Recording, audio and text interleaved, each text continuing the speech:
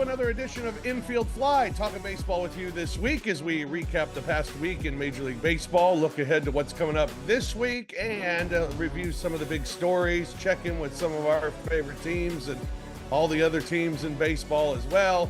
So a big show because my team, the Cardinals, are one of the hottest teams in baseball, as expected.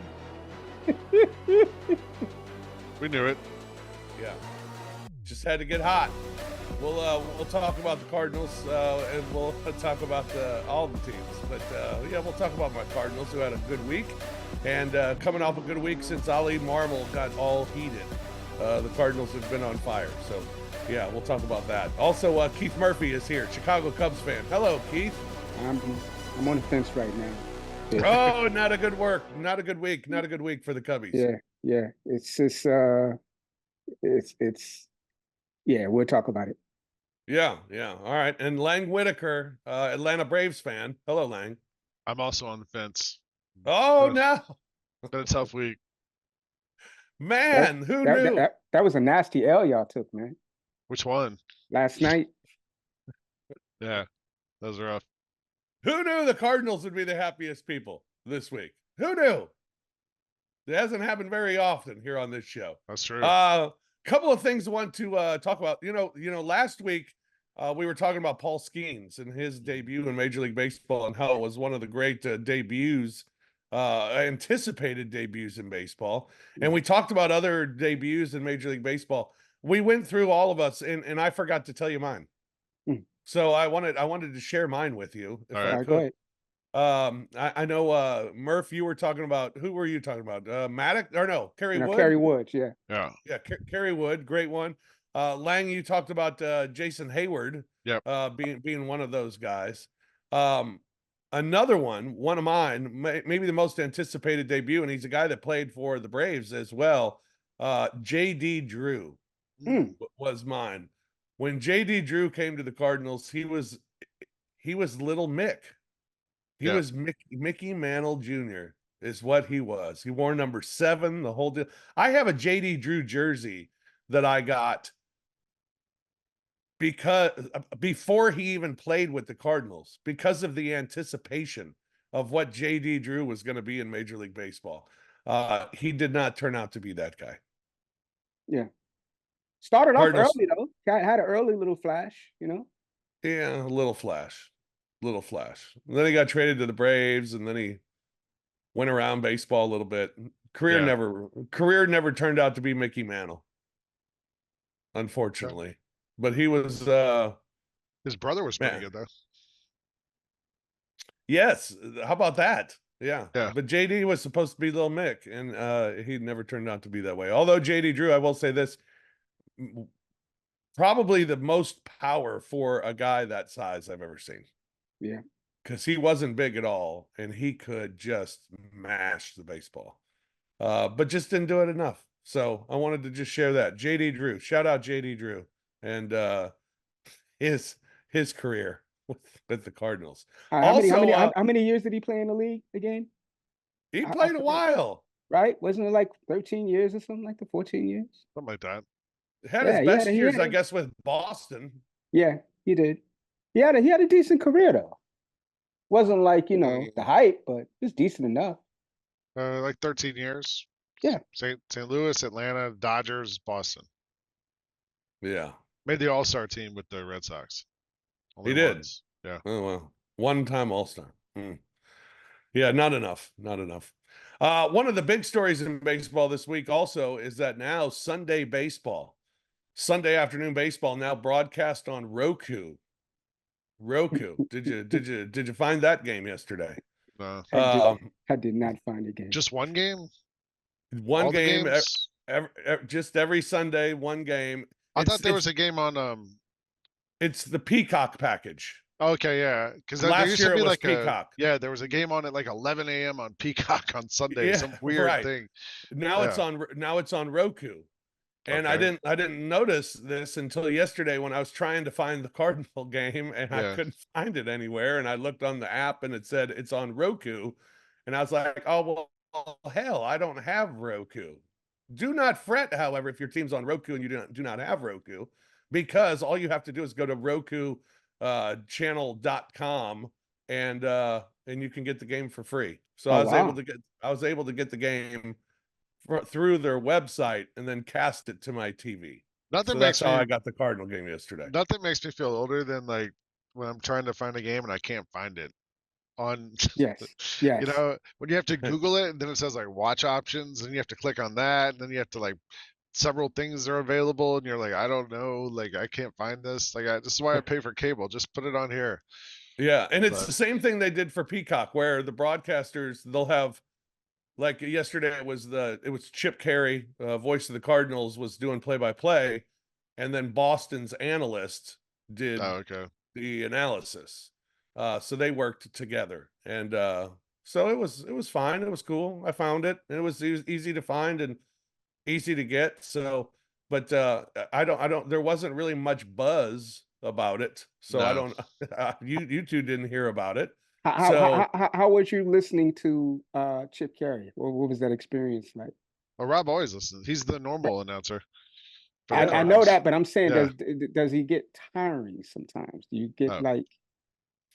Because he can grade on you a little bit, man. I'm cool with Chip. I don't have a problem with Chip. Okay, because I'll say this he was formerly with the Braves, and there wasn't a lot of like tears when he left to go to the Cardinals. Let's put it that way. He's fine. I like. He's Chip. fine. Yeah, it's a Cubs. It's a Cubs thing. Maybe that's what probably what it is. And this week the Cardinals playing the Cubs, and a very special broadcast for the Cardinals Cubs game on Friday night. It'll be Chip Carey and Joe Buck doing the game together. Wow. What channel is that on? I don't know. Yeah, that feels like it could be another special broadcast or something. You know? It's on Bally. It's on Bally. Okay. So yeah, it'll be so that'll be cool. You got Chip, Harry Carey's grandson, and Jack Buck's son doing the game together. Joe Buck and Chip Carey. So that'll be kind of cool this week. So looking forward to that. The Braves did another one the other night where it was Francoeur, Brian McCann, Tom Glavine and Chipper. Is this a new thing that they're doing now, where they're like pairing up these like? I think the Braves just do it like once every like 2 months. Braves did it last year. Was the first time they did it? Yeah. Yeah, they do it. Regularly, but like maybe like 4 times a year. Chipper Jones ain't trying to work. I was shocked to see Chipper in the studio like that.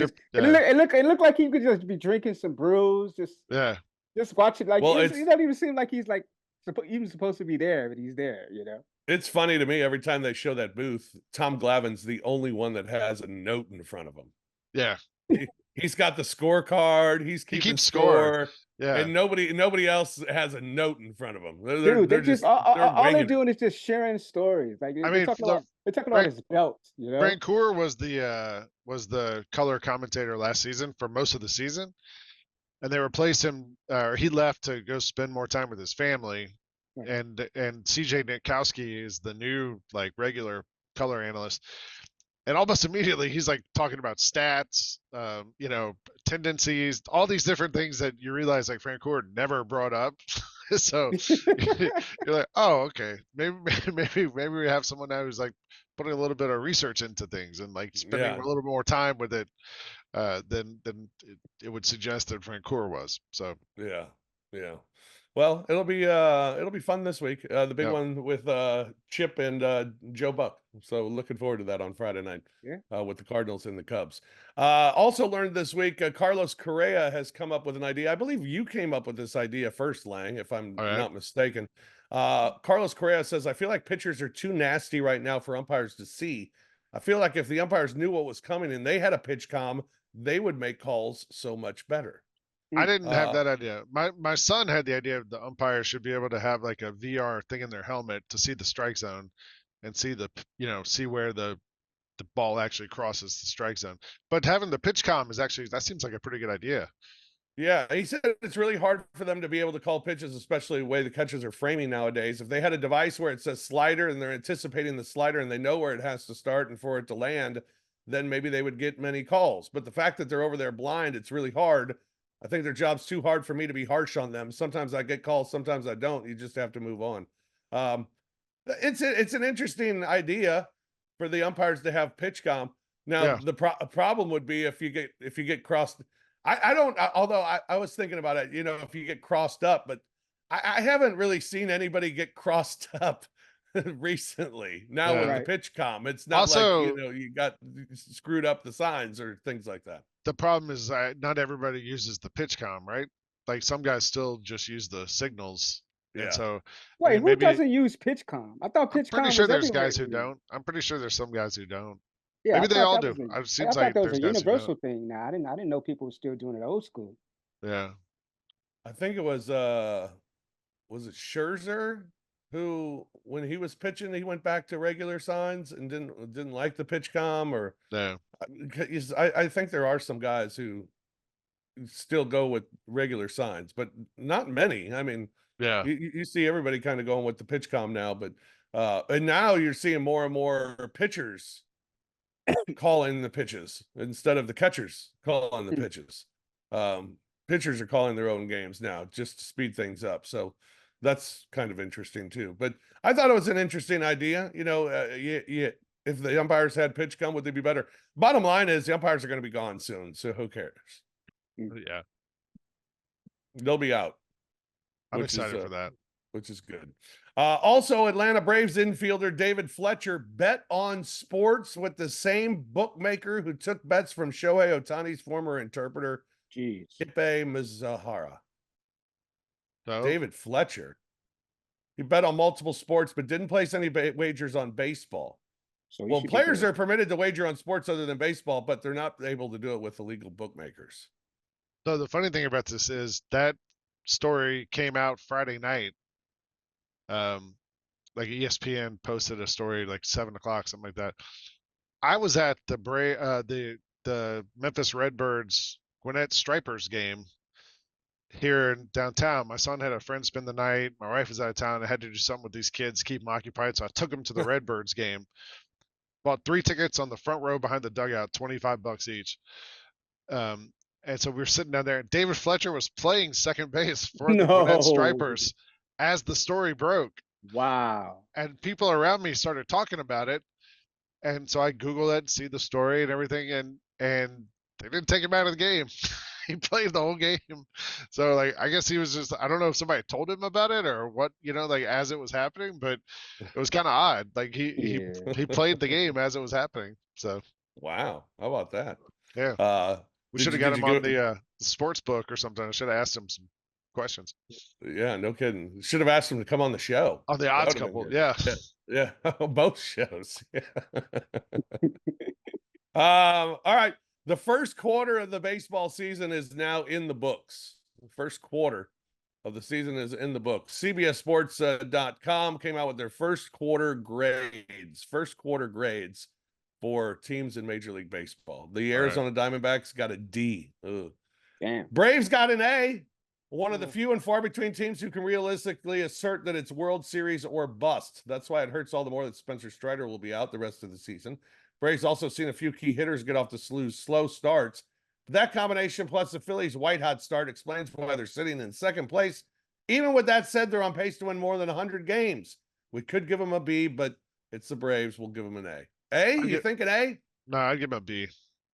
I mean, you can't give him an A when Austin Riley is hurt and Olsen can't hit. Acuna's having a down year. Like, I mean, there's a lot of guys who aren't playing great right now. So not even the injuries aside, just like there's players who aren't playing very well right now. Also, like I'd give the front office like a B just because of the roster construction and the pitching, the starting pitching problems. But we can talk about that there. All right. Orioles get an A. The Red Sox get a B. Cubs, A. Wow. Says we expected them to be in the middle of the National League Central. They are. The rotation's been excellent. With Shota jockeying for position against Yamamoto and Jared Jones in both the NL Cy Young and Rookie of the Year award races. Cubs also been able to absorb some early injuries thanks to fantastic starts from Suzuki and Morel and Tauchman and Bush. Thought the Cubs were the favorites to win the Central because their ability to upscale internally. That remains the case, as at some point this season, we fully expect Cade Horton to play a role on the staff. All is well in Chicago, in other words. I would turn it down. I turn it down a little bit. Just turn it down a little bit. They're getting a little too crazy there. Man. B plus, maybe. B minus. A plus. No, not A plus. Give him an A plus. No, come on, lean into it, Murph. I'm giving them a B plus. B plus, man. You don't get this every year. Listen. The pitching's been phenomenal. This is the best pitching staff the Cubs have had since like maybe the mid '80s, early '80s with Sutcliffe in them. Like this is, I can't say enough about this. They got guys. Staff. Yeah, like it's insane what they're doing. Like what was it? I looked up a stat for Shohei. What's the stat? He's 0.84 ERA right now. Like 0.84. That's just like that's Cy Young type stuff right there. Like that's just insane. So I feel good about this team, but the hitting is my issue. Not enough. We don't have enough hitting to sometimes support our pitching. So B plus. They've been good. Yeah. All right. White Sox get an F. The Reds get a D. Guardians an A. Colorado an F. Detroit a C. Houston an F. Kansas City Royals an A. Angels an F. Boy, they're just handing out Fs in the league. Dodgers an A. Marlins an F. Brewers an A. Nothing in between. Twins get a B. There you go. Mets get a C. Yankees with an A. Oakland a D. Philadelphia an A. Pittsburgh a D. San Diego a B. San Francisco a D. Seattle a B. Cardinals. So you guys both got A's, right? Yeah. Cardinals an F. Jeez. But they could win the division. Cardinals, well, they think they can. They think they can. Cardinals last season couldn't hit, or they could hit, but they couldn't pitch. This year, it's the opposite of that. It's awful. Not a franchise used to consecutive disappointing seasons, but that seems to be their fate. An F for the Cardinals. D for the Rays. Rangers get a B. Blue Jays with an F, and the Washington Nationals get a C. So congratulations to both of y'all. I think they were too hard on Pittsburgh. I don't think Pittsburgh deserves a D. Like they're holding it together too. We expected a lot from them, though. Yeah, but I mean, they're up and down, man. They're not a D. Maybe a C plus, maybe a C, but not a D. They're 4 games under 500. But now they got Skenes, so things are different now for the Buccos. Also, we got the quarter pole postseason awards. Yeah, quarter pole postseason awards. American League MVP Juan Soto. Yeah, just like we all thought. He probably is. I mean, he's you got to eat your off words. To an amazing start. You got to eat your words with that fish. He was on, dude. I got no words to eat when it comes to Juan Soto. No words to eat. He still takes too many walks. MVP. National League MVP Mookie Betts. Yeah, I agree with that. Cy Young of the American League, Seth Lugo of the Kansas City Royals. Wow. That's pretty amazing. But off to a 7-1 start. National League Cy Young, they have Shota Imanaga as the National League MVP or Cy Young Award winner at this point over Ranger Suarez, who is 7-0 on the season, or 8-0 now on the season with a 1.50 ERA. Shota 5-0 with a 0.89 ERA. That's pretty filthy stuff. It's insane. Like and he's on contract for, what was it, 33 million? I mean 53 million for 4 years. Like, come on, like that's and he's going to get more too. Oh, like he's that contract. You could just throw that contract in the trash because he's about to like get paid. American League Rookie of the Year Mason Miller of the Athletics. National League Rookie of the Year Shota Imanaga of the Cubs. How about that? Wow, it's pretty impressive. Do you think Mason Miller has a chance at Cy Young? Probably doesn't pitch enough. I would say no, because he doesn't pitch enough. You're right. Yeah. And because the A's aren't in, like, he only pitched twice this week. Yeah. Because the A's lost every game this week. So you're forcing your closer in the games just to get him some innings. And that's his situation now, is being forced into games. So I just don't think he'll do it. What if he gets traded to like the Yankees? I was about to say, like, because come on, he's not going to be on that team for long, right? You would think not, but he's their best player. Yeah. So, according to all, normally when they find a best player, they get rid of him as soon as they can. I know, but when it's your best player, you better get something. Yeah. You better get a haul in return. And apparently nothing has impressed them yet as far as deals are concerned. So we'll see. All right. We'll start with the Cardinals this week because they were the best team. 5-2 since Elly went crazy at the umpires. Ever since he had his big outburst at the umpires for getting a call. It happened in Arizona last week, and the Cardinals had to challenge calls in the first and second innings. And the Cardinals were right on both challenges. Yeah. And Elly Marmol lost his mind because of it.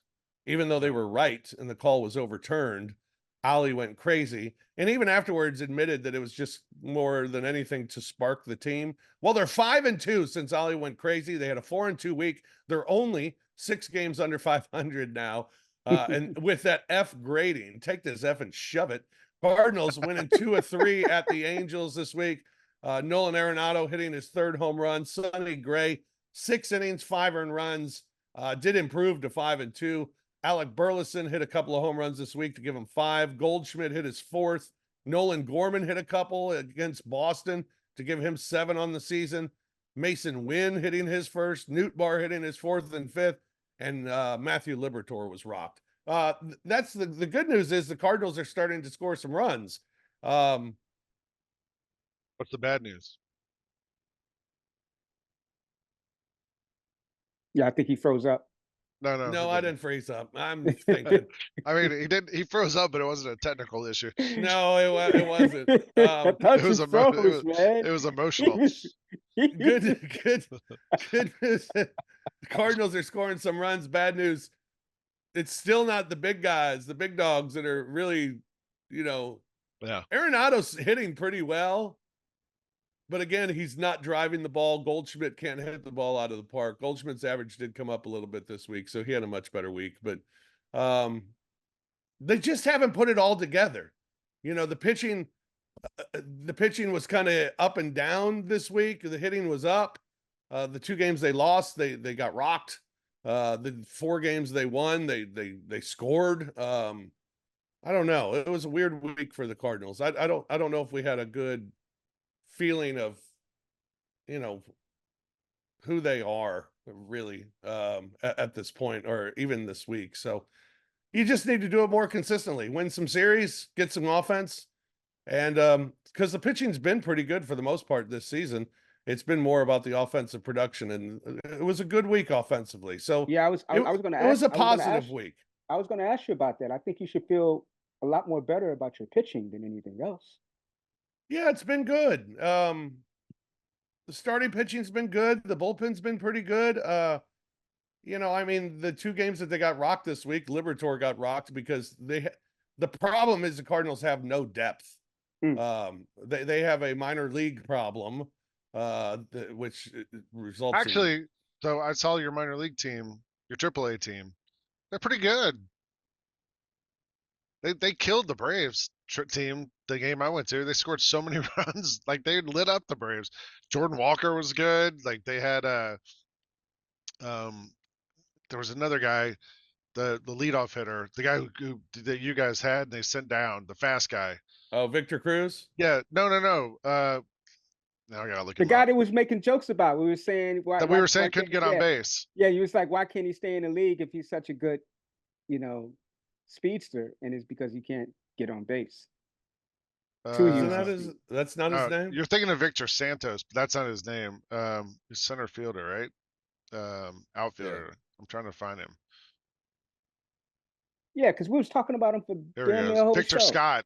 Victor Scott. Yeah. Victor Cruz played on the Giants. Yeah, Victor Cruz was a football player. They had Victor Scott. They had like a bunch of guys who could get on base and run and hit. Like they were pretty good. So I was pleasant. And somebody was like, "Wow, this team's hitting the ball so well. Like, why aren't they up in the majors?" And they were like, "This season's lost. Let's just try to win the minors. Let's try to win the minor league title this year." A fan said that. So I don't know. Yeah. Well, I mean, but those guys, when they're up in the majors, they can't hit. Yeah. My son said, Jordan Walker ran by my son, and my son said, "Hey, you're my favorite player." Because he doesn't even know who he is. He said, "You're my favorite player." And Jordan Walker said, "Hey, I appreciate that, bud." I got my Walker shirt on today. You do. I see it. Nice. I see it. Yeah. Jordan Walker. He should be in the league though, Fish. Walker. Yeah. He should be in the league. I don't understand. He should be dominating in the league, but the Cardinals screwed him up. They screwed him up. The old take one step back to go two forward, and it didn't work. They screwed up his swing completely. And now they've sent him back down to the minors for the second time after screwing him up. And now he's down in the minors saying, "I'm going to fix it myself and do what I do." Well, he hit one off the wall, the top tip top of the wall, the game I was at, and he got a triple. Good launch angle. Everything was good about it. Ripped it. Good. So, he looks pretty good. Good. Well, Cardinals, it was a good week. Probably the best week of the season to go 4-2 and win a couple series in a row. It was a nice sign. They won 3 in a row for the first time all year, and so it was good. It was a good week. It was an encouraging week. I mean, I'm not thinking they can win the division or anything like that, but I think it was very positive. Although then I get the picture today. The Cardinals, they're wearing their new City Connect jerseys this week, and you like them? No. Yeah, maybe. I don't know. Here's the problem. As a Cardinal fan, we're supposed to think things like, we don't have City Connect jerseys. Right. I know what you mean. We have the birds on bat. Right. And we're doing nothing else. So having a City Connect jersey is kind of weird for the Cardinals, because they've never, anytime they've gone with like an alternate jersey, it's been something from like the past, like the baby blues. They brought back the baby blues, or on Sundays they wear like jerseys from the 50s that it's the same bird on bat, and instead of saying Cardinals, it says St. Louis. I mean, so just little tweaks to the jersey, but nothing that goes out of the realm of the bird on bat. It has birds on the bat. This one's got the bird on the bat, and instead of St. Louis or Cardinals, it says the Lou. Look at you. Like You're a Lou stickler Williams? for the vernacular. You don't like the slang. Do people in St. Louis call it the Lou? Yeah. I've heard of that. That's what Nelly and them used to say. Yeah. Nelly unveiled the uniform, by the way. Nelly unveiled the uniform. Of course he did. I'm surprised he wasn't busy. Yeah, with Ashanti. Also, the hats. He was available. The hats just have an STL across the front. Just STL. Just a big block print. Block print STL. Yeah. It's not bad. So they're okay. I mean, it's hard to get used to as a Cardinal fan, because it's just not what we're used to. But they're all right. I'm not miserable about. The thing that I don't like about the City Connect jerseys is when teams have City Connect jerseys that it's not your color. Right. You just completely go off the board. Like the Rockies had those like green and purple ones. Yeah. That was horrible. Those are the worst, actually.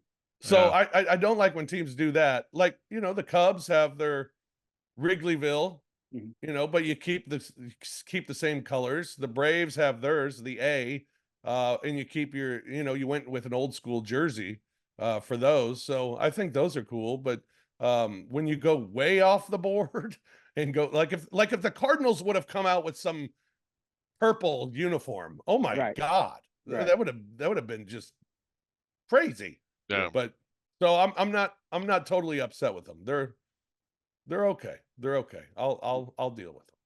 All right, there you go with the Cardinals. The Braves this week, Lang, 2-3 week for the Braves, a 1-2-3 against the Cubs with 2 shutout wins, and then lost two straight to San Diego. They'll finish that series today with a doubleheader, but lost 2 to San Diego. Fried was rocked, or not rocked, 4 1/3, 3 earned runs, but he did give up 9 hits. Yeah. And Bryce Elder was rocked again. He stinks. That's why he got rocked. Bryce Elder's not good. He was an all-star last year. How can you say that? He was terrible ever since that. Last 5 starts. I just looked this up. Last 5 starts, Bryce Elder. You got a win against Miami, 8 innings, 6 innings, 8 hits. Got a win against Cleveland where he pitched 5.1 innings, 4 hits, 2 earned runs. Last 3 starts, 7 innings, 7 runs. 3 innings, 7 runs. I'm sorry. 5 innings, 7 hits. And then last night, 3 innings, 9 hits, 7 runs, 6 earned. Yeah. Not good. The last 2 times the Braves have been on Sunday Night Baseball, they've started Bryce Elder, and he's gotten shelled both times. You're like, what are they doing? I just need to know whether or not he's going to be playing against the Cubs tomorrow. Tomorrow? I mean, next Tuesday. You got a Tuesday? Don't we got a Tuesday game coming up? I mean, the problem is that we can't send him down to the minors because, like, we can't call somebody else up because, like, one of the best guys in the minors is Alan Winans. I saw him pitch for the Braves against the Redbirds, and he got shelled the game here in Memphis. So I don't know really what the other option is. Like, maybe they try there's AJ Smith-Shawver or some other guys in the minors, but I mean, the only good news we got is that Riley's not going on the disabled list and should be back pretty soon. So you're coming to Wrigley Field tomorrow, right? I don't even know. I know we play 2 against the Padres today. Yeah. I think you play tomorrow. Yeah, Braves at Cubs. And for whatever reason, the Padres kill us every time we play them. The Braves, I saw the stat today, the Braves haven't won a series at home against the Padres since 2016. Wow. Yeah. That's unbelievable. If they sweep today, they would tie the series, like, because they're down 0-2. So, yeah, I don't know. I mean, I just keep feeling at some point the bats are going to wake up, but they haven't yet. Yeah. Good news. Lopez, 5 scoreless innings and a no decision. And then Chris Sale, 7 scoreless again, 9 strikeouts. He's got 6-1 on the season. Somebody's got to explain that. He's been lights out. He was actually, he had a quote this week where he was talking about how much he, like, just appreciates being in the locker room in the clubhouse and, like, the guys who actually, like, care about winning and, like, they're all locked in, and, like, he keeps talking about, like, how inspiring it is. I don't know, maybe being in Boston just didn't work for him. Yeah, is he throwing shade at Boston? A little bit, it seems like it. It sounds like he's throwing a little shade. It might be. But yeah, he's been awesome. Yeah, no doubt about it. 6-1 for Chris Sale now on the season. But yeah, waiting for the bats to kind of wake up for the Atlanta Braves. Matt Olson did hit his 5th home run of the season. The Cubs, meanwhile, a 2-5 week. Lost 2 of 3 at Atlanta. Lost 3 of 4 against Pittsburgh. That's what hurts. I didn't mind the Atlanta losses, but Pittsburgh, geez. And Kyle Hendricks is just a disaster right now. I told you what they need to do. I know they use the excuse of, like, sending him back down so he can figure things out. But there's nothing to figure out. He's just not there anymore. Like, he just have the control. His whole magic, Hendricks' magic, was that he was the control master, right? He could just put the pitch where it needed to be, and he can get grounders. And it's not working. And it hasn't been working all season. So it might be time to, like, just move on from that situation. Yeah, his ERA is 10.57. Ridiculous. God. And it's always in chunks too. Like, he'll be doing fine first 2-3 innings, and then the 4th inning hits, and then it's just like 4 hits. Yeah. And Imanaga has been unbelievable. He had a 5 scoreless against the Braves, 7 scoreless against Pittsburgh. Didn't get a decision in either one. His ERA is 0.84 now on the season. And Javier Assad, 6 scoreless innings this week. He's been good. He was great against the Braves. Starting pitching's been fine. I mean, other than Hendricks. I feel very good about our starting pitching. That's not been the issue with us. It's our bullpen, which has gotten better, actually, over the last few games. And our hitting. We're not getting timely hitting. Bats are falling asleep at the worst time. So we just got to figure out how to get that together. But Imanaga, he's just been a revelation. I don't even know how other teams did not sniff out how good he was. And evidently, because we got him on the cheap, because that is the cheap. You know, whenever you get somebody 4 years, $50-something million in the MLB, a starting pitcher, that's cheap. So the fact that we was able to get him on the cheap says that teams did not really know how good this guy was going to be. Now we know. He's been fantastic. And all this is happening with he was supposed to be the other guy. I mean, Yamamoto was supposed to be the guy. Still, well, yeah, that's true, but still trying to figure it out. Like he's supposed to be our ace, and he's figuring it out. So I feel good about this. Like once we get Steele together, and you know, Imanaga's doing his thing, and I feel good about our pitching. I think we need another bat in the lineup, and we need to just figure something out in terms of waking up the bats. But 2-5, it's not good, especially against the Buccos. Yeah, 16 players placed on the injured list this season. That leads Major League Baseball. They just keep going down, Fish. But we got people come up. They do their job. Glad that Belly's back. Yeah, I just want some health with this lineup. I want to be able to see what we can do as a healthy lineup, and just to see the bats wake up. And I'll take our chances against the Brewers. I'll take our chances against any team in a division, man. I feel good. I just want to see a healthy team out there, and we can figure out the rest later. Yeah. Are the Phillies the best team in the National League? Yes, I would say so. Not the Dodgers? No, I still got the Phillies as the best team in the National League. Because I just like the fact that they're just clutch, and they just seem to just at the right times they just overwhelm you. The Dodgers, they're just running on just greatness, and sometimes it seems like they go out there thinking they're just going to win the game, And Philly, you never feel that way. You feel like they're just coming to kill you every game, even if they lose. I still think the bottom. Go ahead, Fish. Go ahead. Well, I was going to say I still think the second half of the Dodgers lineup is still iffy. Yeah, but those guys like Pages and Tio Oscar, those guys have been good for them. Yeah. The Phillies feel like a little bit like the Braves did at the start of last year, where it's just like every game they're out there to destroy you. And then with the Braves, we saw them kind of just run out of gas at the end of the year. So maybe I don't know, maybe it's sustainable for the Phillies, but it wasn't for the Atlanta last year. Yeah, Philadelphia with a 6-1 week. They're now 34-14 on the year. They won 2 at the Mets and then split 2 against the Mets. They played a weird 4-game home and home series, and then they sweep 3 against Washington. Aaron Nola, a couple of wins this week. He's 6-2. He had a complete game shutout with 8 strikeouts against the Mets. Ranger Suarez, another 5 innings of scoreless baseball. He's 8-0 on the season. And Bryce Harper hitting his 10th home run of the year against the Mets as well, as the Phillies go 6-1 on the season. Meanwhile, the Mets went 2-5 on the week. Owner Steve Cohen says, I believe in this team. I believe in the back of the baseball card. It's way too early to speculate on anything. I expect to make the playoffs. I know the fan base is frustrated, but it's still early. We're still very capable of making the playoffs. I fully expect to make the playoffs. What does that mean? He believes in the back of the baseball card.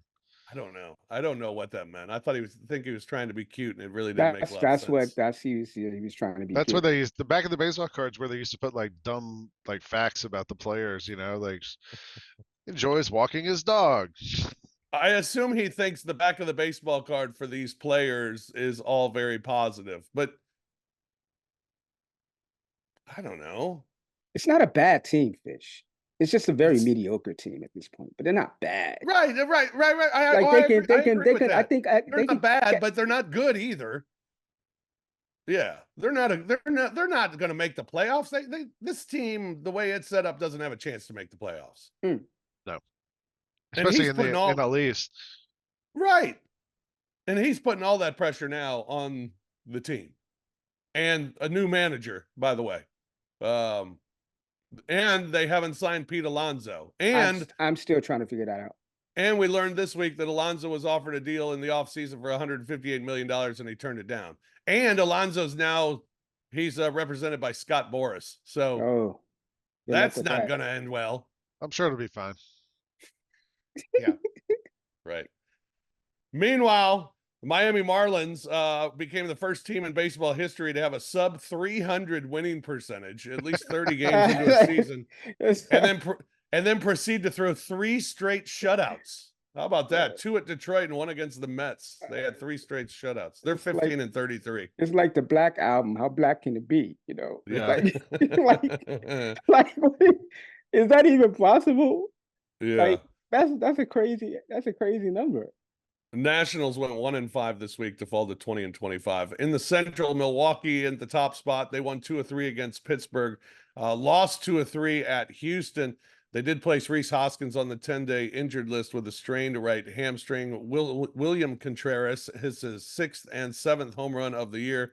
Freddie Peralta falls to 3-2, but Robert Gasser, new pitcher, new guy to watch out for. 5 innings pitched, 1 earned run. He's now 2-0 for the Brewers. Cincinnati 4-15 the last 3 weeks. They are scuffling. And Pittsburgh, Paul Skenes, you got him again, Murph. How about that? Not only did you get Paul Skenes Day last week, you got him in his second start, and all he did was go 6 no-hit innings with 11 strikeouts, struck out the first 7, 8 of those strikeouts coming on fastballs.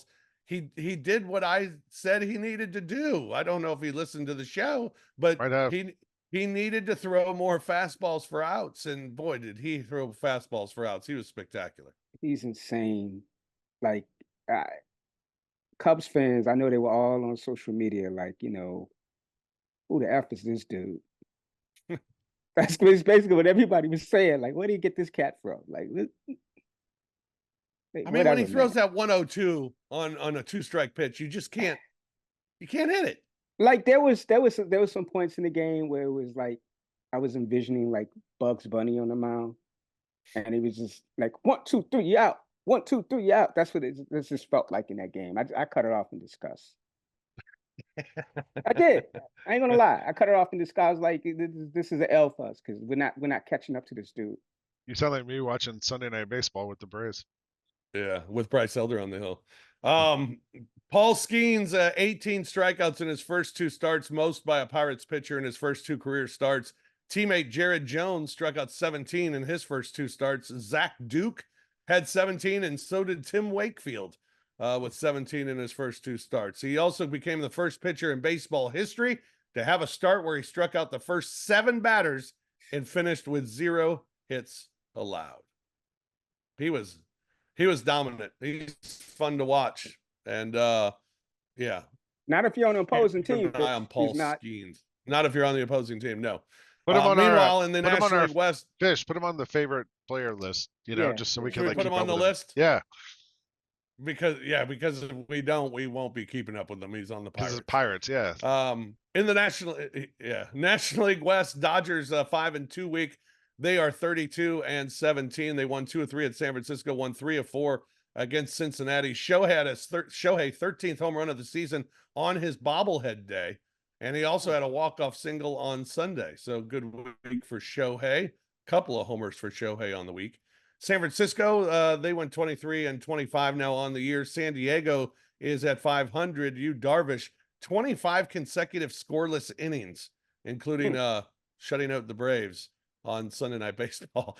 Darvish 4-1 now on the year. The Rockies at 15-31. By the way, Rockies are the second team in baseball.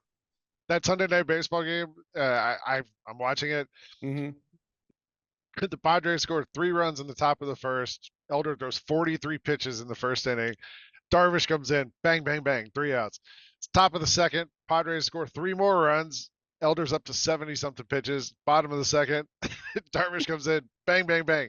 And then Carl Ravitch goes, since we've been talking about announcers, Carl Ravitch goes, wow, it really seems to have sort of sucked the life out of the crowd here tonight. I was like, you think?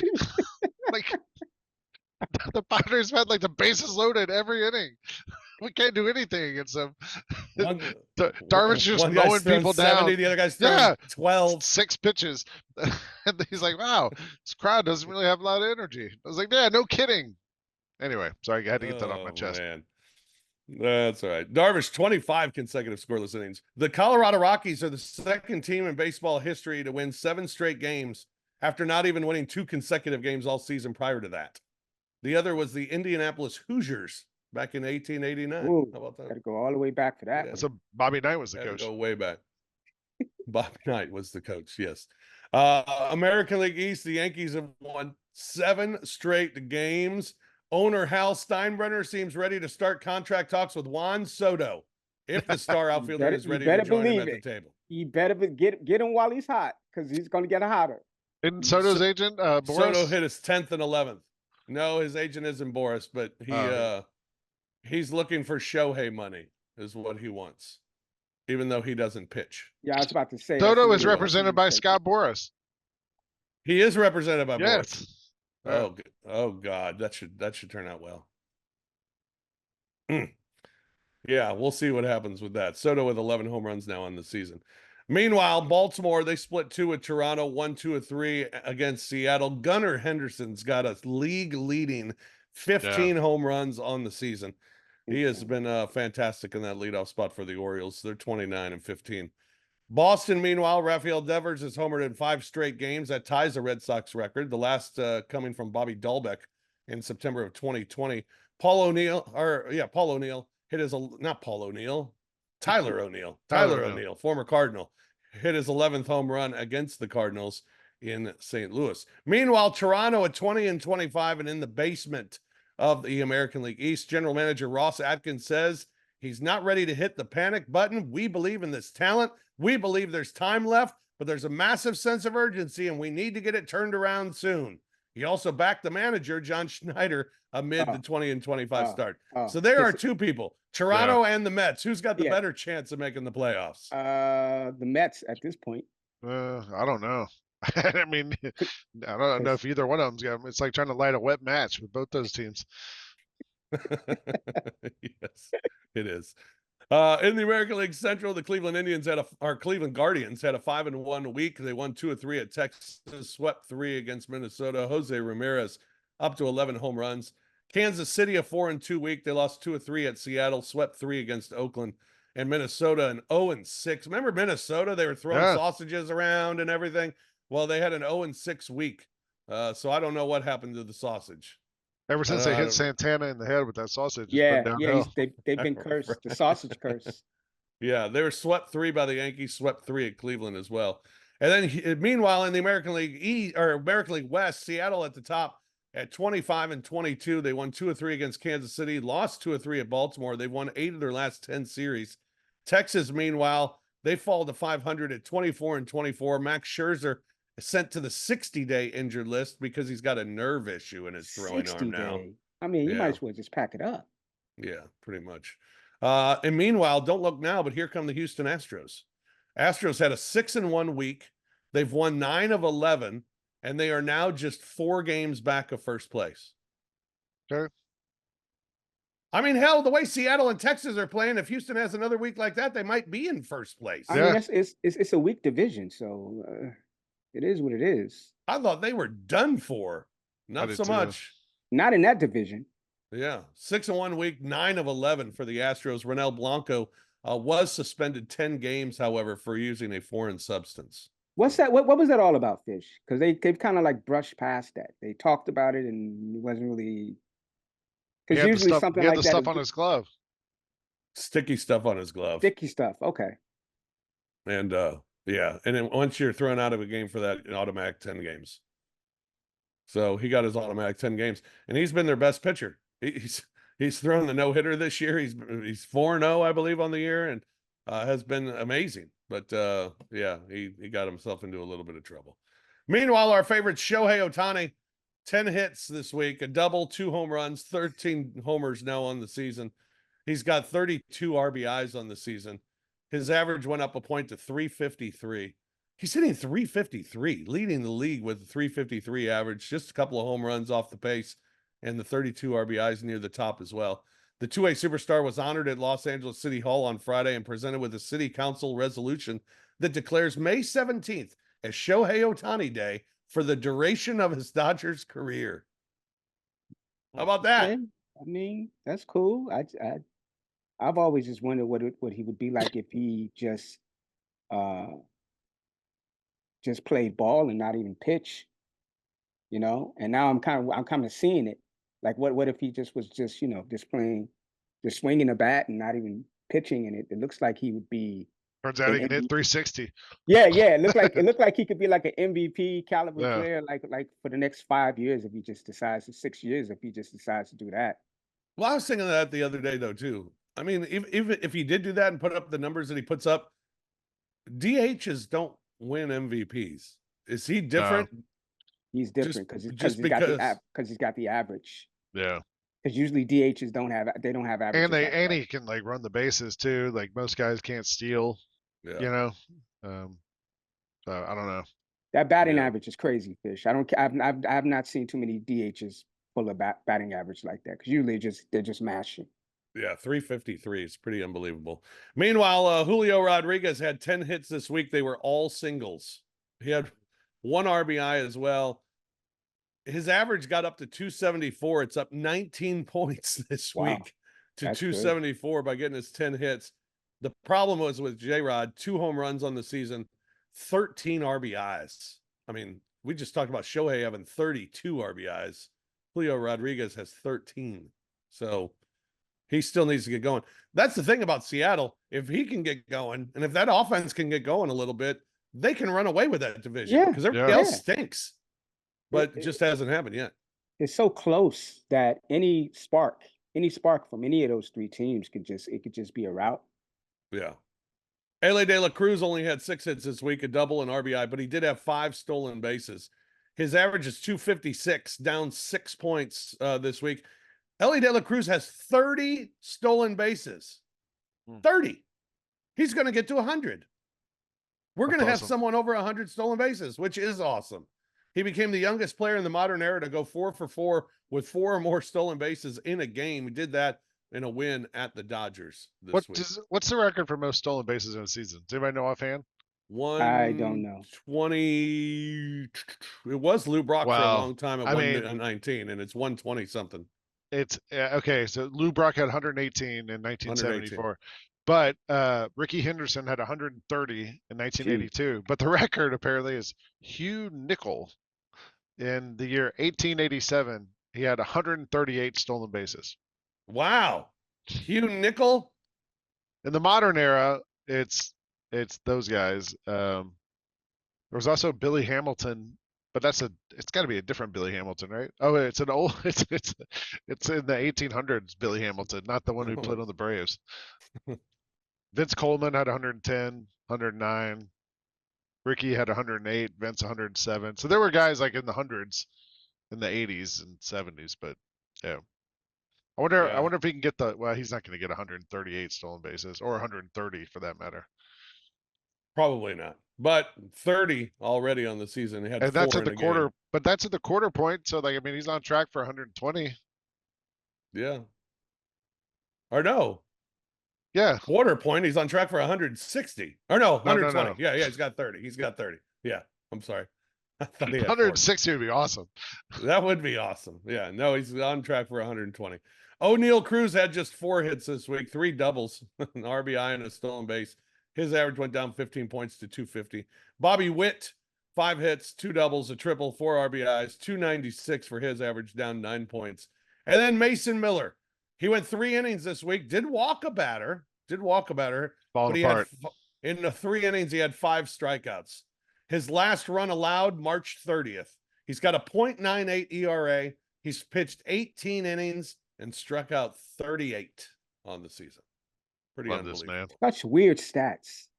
Like, I can't get around his stats. It's like on one hand, you're like, he should have more wins. Then on the other hand, he's like just mowing people down. And then you look at his team, doesn't help him. Like, it's just, I don't know. No help. Yeah. No help. I bet my betting on the Cardinals had a great week too. I was 5-1 betting the Cardinals. I'm now 28-18 on the season. So having a good run of betting Cardinal baseball.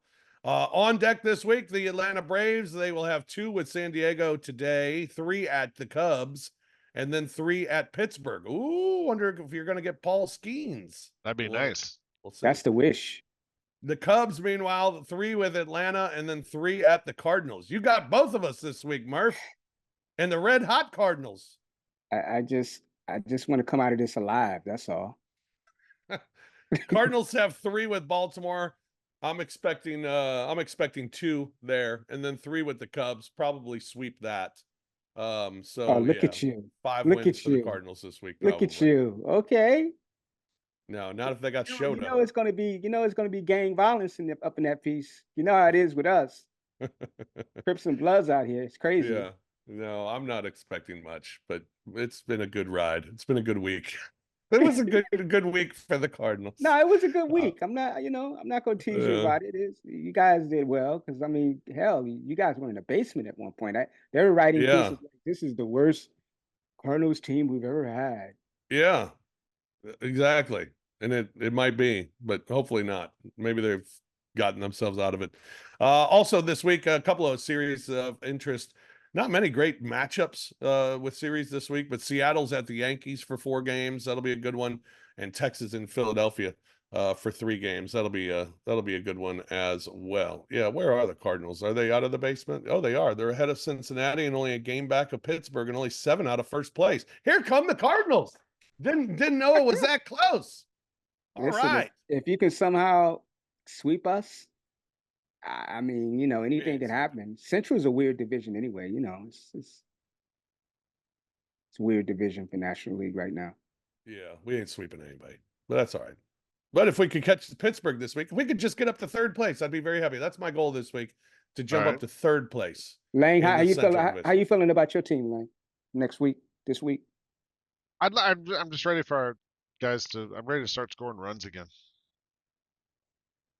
Ready to turn the Braves a little bit. Ready to turn the Braves game on, and in the bottom of the 1st inning, they just boom. Ronald, 2 runs, 3 runs. Ozzie, guys on base. Riley, Olsen, boom, boom, boom, boom. Get on base, score some runs, play with the lead. That's what they did so well last year, was played with a lead, because they got leads all the time. We're missing all these guys, and like we have Short playing 3rd base. Like, who's this guy? Right. We got I mean, we haven't had the catcher all season. What's his name? Sean Murphy all season. We haven't had, Strider all season. But like offensively, like that lower half of the lineup has been a lot of like fill-in type guys. And, you don't have Michael Harris batting 6-7 and just kind of being an afterthought and being able to add on to it. He's got to play a key role now. So you're asking a lot of those guys. Yeah. So. All right. Well, that's going to do it for us this week here on Infield Fly as we talk baseball with you. A busy week again in Major League Baseball. We start the 2nd quarter of the season now this week, and it's a big week for the Cardinals. Huge week for the Cardinals. We'll talk again next week. We'll recap this week, look ahead to the following week, and get you up to date on all the news in Major League Baseball, as we do each and every week here on Infield Fly. For Lang Whitaker and for Keith Murphy, I'm Rob Fisher. Thanks for joining us here on the program. We'll talk to you again next week on Infield Fly here on Grind City Media.